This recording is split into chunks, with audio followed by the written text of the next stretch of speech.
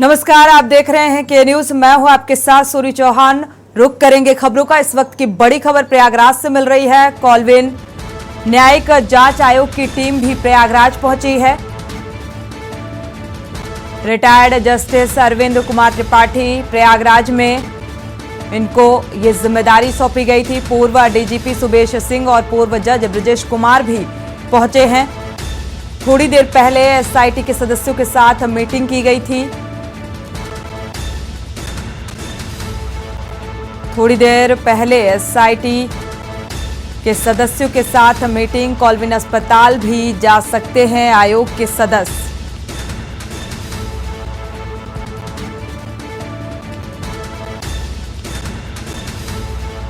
तो अस्पताल के आसपास एसटीएफ के लोग भी तैनात हैं। पूर्व डीजीपी सुबेश सिंह, पूर्व जज ब्रजेश कुमार भी पहुंचे हुए हैं। थोड़ी देर पहले एसआईटी के सदस्यों के साथ मीटिंग की गई थी। एसआईटी के सदस्यों के साथ मीटिंग। कॉलविन अस्पताल भी जा सकते हैं आयोग के सदस्य। तो सुरक्षा के मद्देनजर पूरे अस्पताल की सुरक्षा बढ़ाई गई। अस्पताल के आसपास एसटीएफ के लोग भी मौजूद हैं।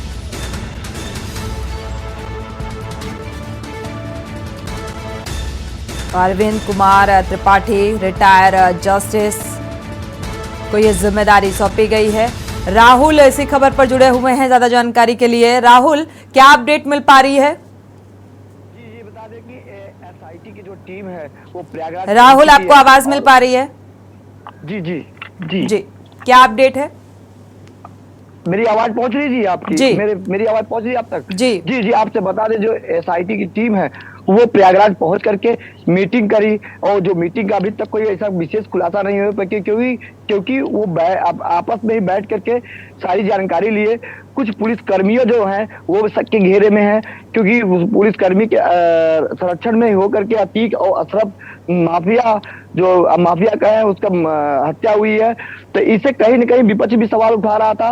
विपक्ष के सवाल को जवाब देने के लिए एसआईटी टीम पहुंच चुकी है। और उसके बाद कालोन हॉस्पिटल, जहां पर अतीक और अशरफ का मेडिकल चेकअप के दौरान गोली मारी गई, तीनों हत्यारों ने गोली मारी, उसी की जांच पड़ताल में आज एसआईटी जो पहुंच चुकी है और पुलिस से भी पूछताछ करेगी। जहां पर ताबड़तोड़ कार्रवाइयां हो रही है, पुलिस से भी ताबड़तोड़ कार्रवाइयां हो रही है। कल भी इंस्पेक्टर सहित पांच पे गाज गिरी थी। और आज देखा जाता है रिटायर्ड जज हैं और एडीजी हैं, आईजी हैं, सब पूरी टीम गठित हो चुकी है। अब देखा जाता है कि अब नया खुलासा क्या होगा, क्योंकि अतीक अहमद का जो मामला है ये बहुत ही पेचीदा दिखाई दे रहा है। वहीं पर प्रशासन जो है एक साइड शाइस्ता बेगम और गुड्डू मुस्लिम को ढूंढने में लगी है, वहीं पे अतीक अहमद की जो हत्या हुई है उस पर भी जांच हो रही है। कहीं ना कहीं सिर्फ प्रयागराज में सिर्फ और सिर्फ अतीक और अशरफ की जो चर्चाएं हैं वो जोर तोड़ से पकड़ रखी हैं। पुलिस की जो मुसीबतें थे वो बढ़ती कहीं ना कहीं दिखाई दे रही है, क्योंकि अगर गुड्डू मुस्लिम अगर पकड़ा जाता, जो बम्बार गुड्डू मुस्लिम और शाइस्ता बेगम जो अतीक की पत्नी, वो जो 50,000 इनामी है, वो अभी तक पुलिस के हत्थे नहीं चढ़ी है। इसीलिए कोई विशेष खुलासा नहीं हो पा रहा है। आपसे बता दें कि एसआईटी के बाद यहाँ पर ये बताया गया, कहीं न कहीं सूत्रों से मालूम चला कि शाइस्ता बेगम हो सकता है कि जो घाट है, जैसे यहाँ पे तराई इलाका है, जहां पे गंगा जी किनारे ड्रोन कैमरा से भी बताया जा रहा है कि ड्रोन कैमरा से निगरानी दी जा रही है कि कहीं शाइस्ता बेगम मिल जाए। राहुल, देखा जाए तो चौकसी तो कड़ी बढ़ती जा रही है, लेकिन सवाल ये भी है कि क्या जैसा कि खबर बार बार आ रही है, कुछ पुलिस वालों से भी इस बीच पूछताछ की जा सकती है। कड़ी सुरक्षा व्यवस्था के क्या कुछ बंदोबस्त नजर आ रहे हैं? एसआईटी की टीम मौके पर मौजूद है और कड़ी सुरक्षा व्यवस्था का जिक्र किया जा रहा है। ड्रोन कैमरों से भी निगरानी रखी जा रही है।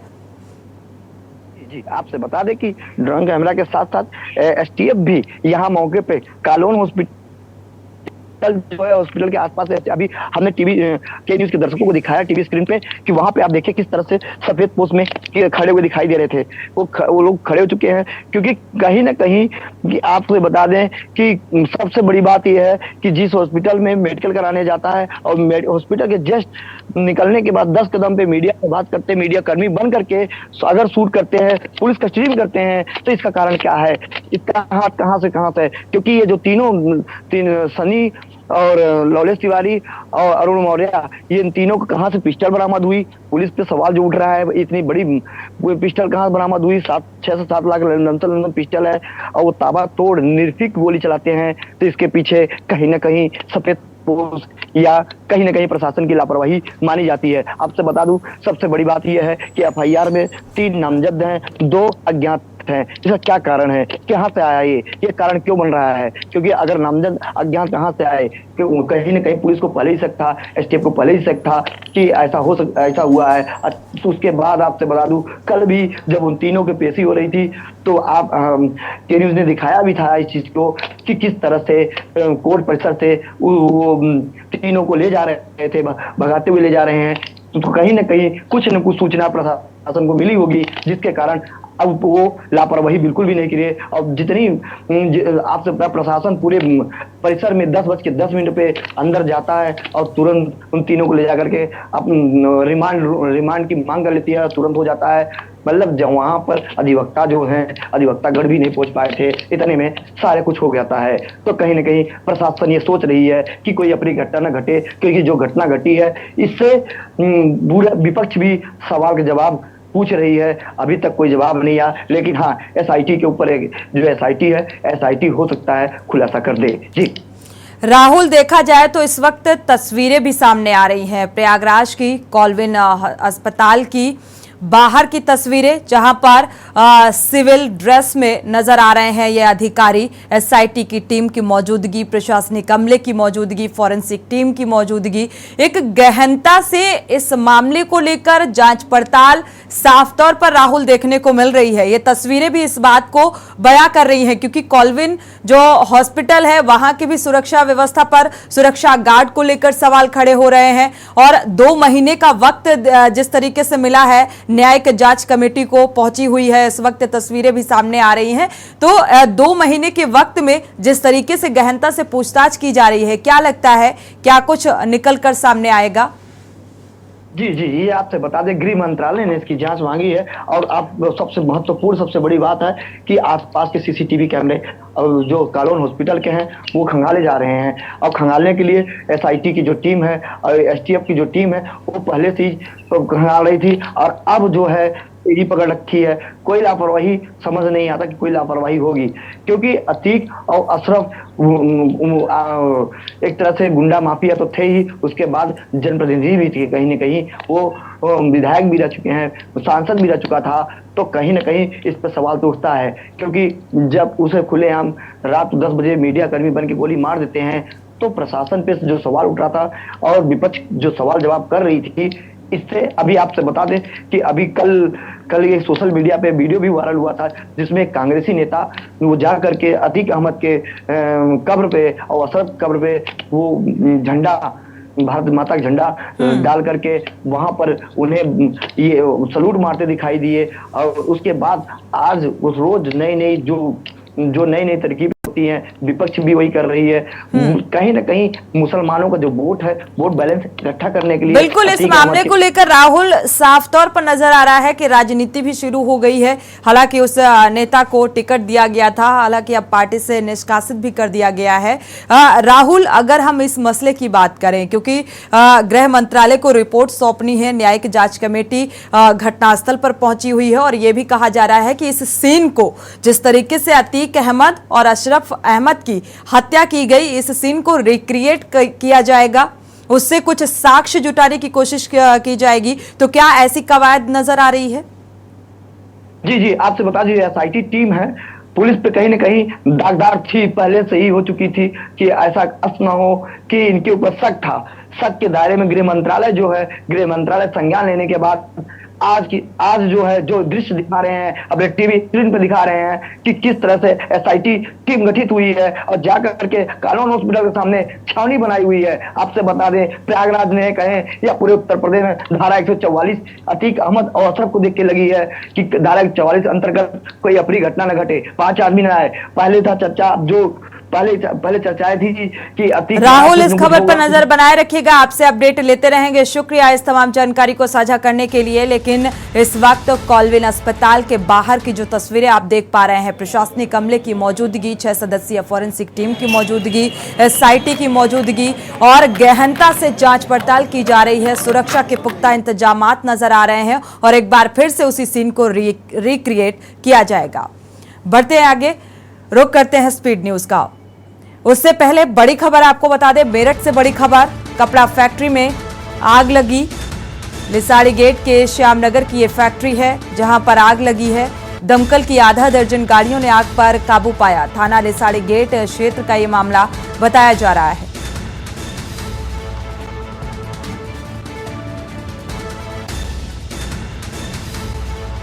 मेरठ से बड़ी खबर, कपड़ा फैक्ट्री में भीषण आग लगी है।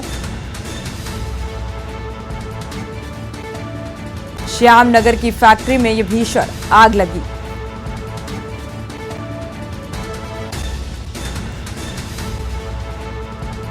आग लगने की वजह फिलहाल साफ होती नजर नहीं आ रही है, लेकिन जिस फैक्ट्री में आग लगी वो कपड़े की फैक्ट्री बताई जा रही है, इसीलिए आग और विकराल होती चली गई।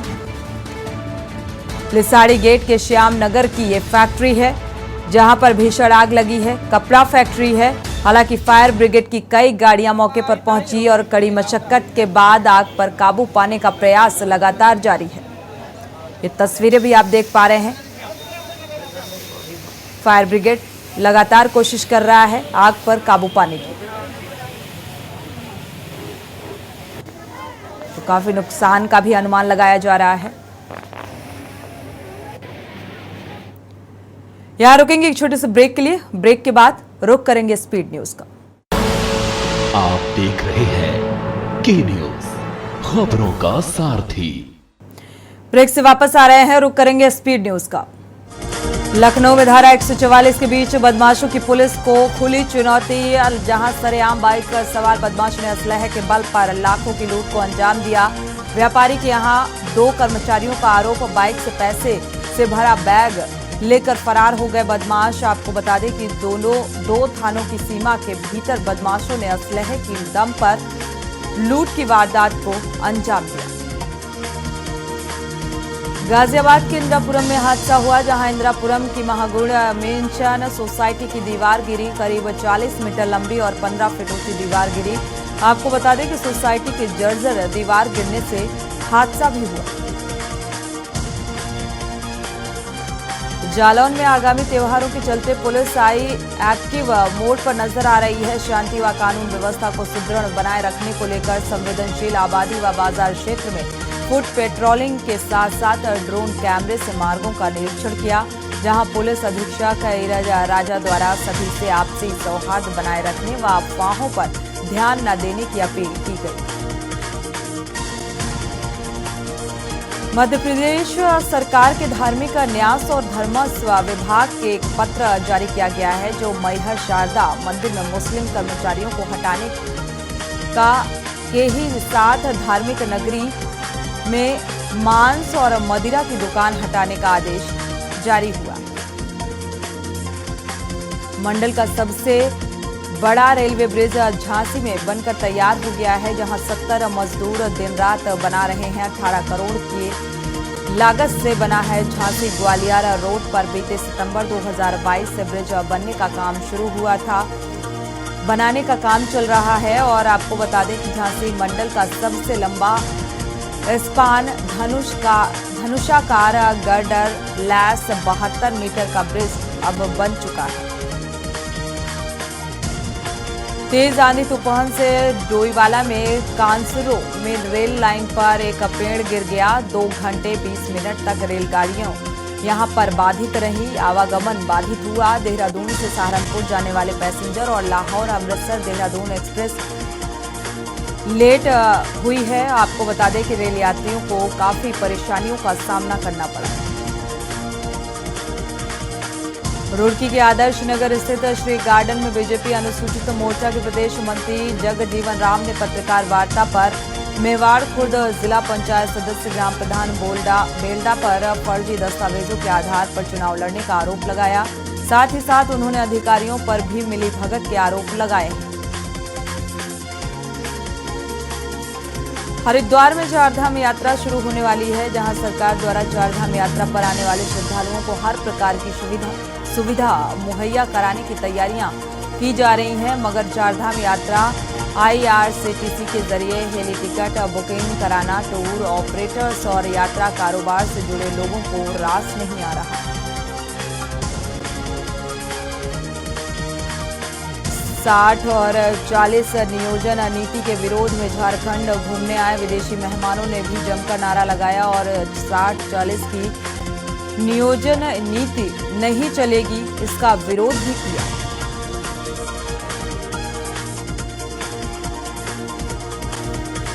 रामनगर विश्व प्रसिद्ध जिम कॉर्बेट नेशनल पार्क में बाघों की नहीं बल्कि जलजीवों की गणना भी की जाती है। कॉर्बेट पार्क में चल रही जलीय जीवों की गणना हुई संपन्न। इस बार इनकी संख्या में कॉर्बेट प्रशासन ने बढ़ोतरी की उम्मीद जताई है। देखिए, प्रतिवर्ष की भांति इस वर्ष भी कॉर्बेट टाइगर रिजर्व में जलीय जीवों की गणना की गई है। इसके लिए विशेष रूप से ट्रेनिंग आयोजित की गई है और 3 दिन का ये कार्यक्रम चला था। मार्च के दौरान में ये गणना की गई है। अभी इनके आंकड़ों का एनालिसिस का काम किया जा रहा है। जल्दी इससे रिलेटेड जो भी आंकड़े आएंगे वो सबके सामने होंगे। पूर्व में 2022 में इनकी गणना हुई है। इसमें क्रोकोडाइल्स हमारे पास लगभग 165 क्रोकोडाइल्स हैं, घड़ियाल 96 हैं और 145 ऑटर्स पाए गए। अपराध नियंत्रण में कासगंज पुलिस की एक बड़ी कार्रवाई सामने आई, जहां जहर खुरानी की घटना को अंजाम देकर लूट करने वाले 2 शातिर आरोपियों को पुलिस ने धर दबोचा। पुलिस ने कब्जे से 210 ग्राम डायजा पाम पाउडर और 2 मोबाइल लूटे हुए, 2 आधार कार्ड लूटे हुए और 4000 रुपए नगद बरामद किए गए।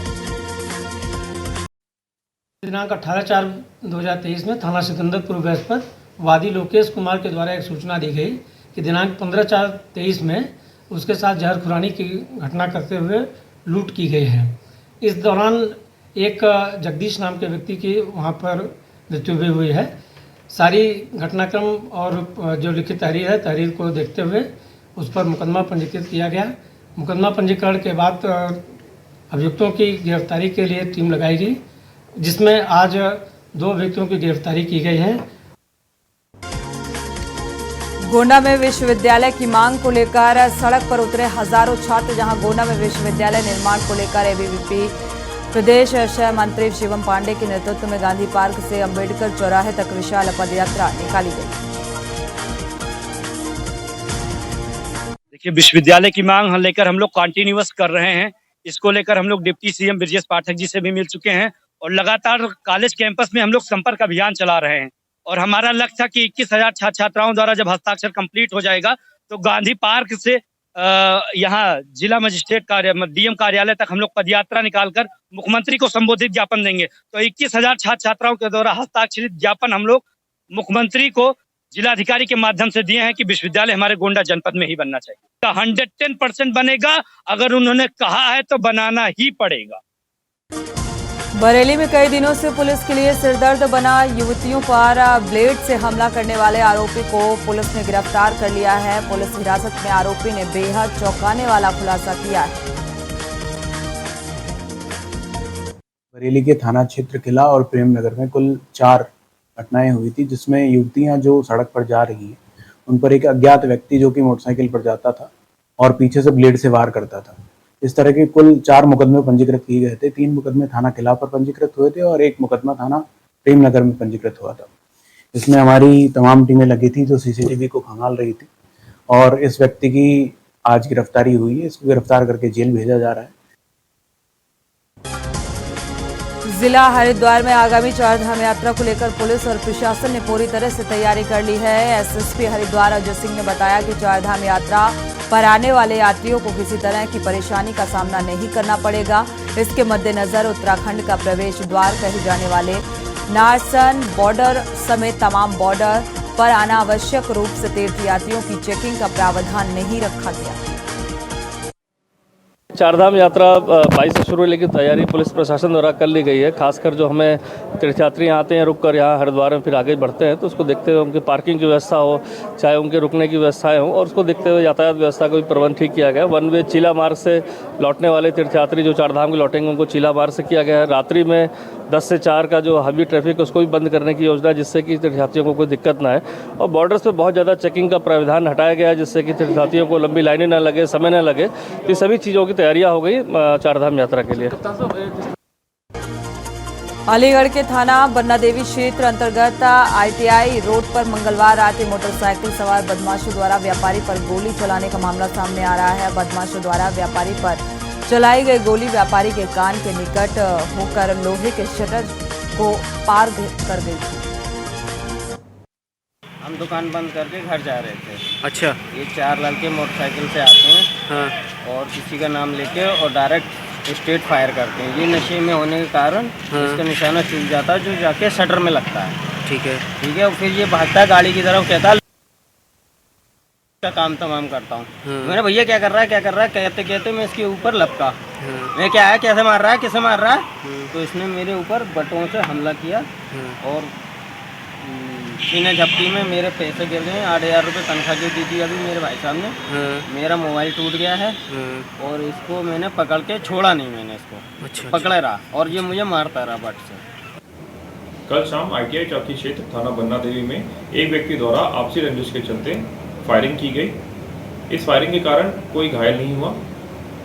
सूचना मिलने पर मौके से उस व्यक्ति को थाना बन्ना देवी द्वारा गिरफ्तार कर लिया गया तथा मुकदमा पंजीकृत करा दिया गया है। उस व्यक्ति के 2 अन्य साथियों की तलाश हेतु टीमों का गठन कर दिया गया है और मौके पर शांति है। अमेठी में डंपर ने मारी साइकिल सवार को टक्कर। साइकिल सवार युवक गंभीर रूप से घायल हुआ। स्थानीय लोगों ने पहुंचाया सामुदायिक स्वास्थ्य केंद्र, जहां डॉक्टरों ने उसे मृत घोषित कर दिया। जगदीशपुर कोतवाली क्षेत्र के रेलवे क्रॉसिंग पूरे शोहराता गांव के पास की यह घटना बताई जा रही है। मथुरा के थाना महावन क्षेत्र के अंतर्गत यमुना एक्सप्रेसवे पर कैंटर ने बलेनो कार में जोरदार टक्कर मार दी, जिससे कार अनियंत्रित होकर डिवाइडर से टकराते हुए पलट गई। हादसे में कार सवार एक युवती की मौत हो गई। सूचना पाकर मौके पर पहुंची पुलिस ने शव को कब्जे में लेकर पोस्टमार्टम के लिए भेज दिया है। वाराणसी में बीती रात से ठंडी ठंडी हवा चल रही है। करीब 15 किलोमीटर प्रति घंटे की रफ्तार से ये हवाएं चल रही हैं। दक्षिण पश्चिम दिशा से आ रही है हवा। आज दिन में भी हवा का बहाव जारी रहा। घाटमपुर के पतारा में गेहूं के खेत में अचानक आग लग गई। देखते ही देखते आग ने विकराल रूप ले लिया। किसानों की सूचना पर पहुंची फायर ब्रिगेड की टीम ने 1 घंटे की कड़ी मशक्कत के बाद आग पर काबू पाया। हिमाचल के कुल्लू स्थित बंजार और सैंज पुलिस ने 2 अलग अलग मामलों में 47,407 अफीम के पौधे नष्ट किए। यहां लोगों ने 4 बीघा 4 बिस्वा भूमि पर अफीम की अवैध खेती कर रखी थी।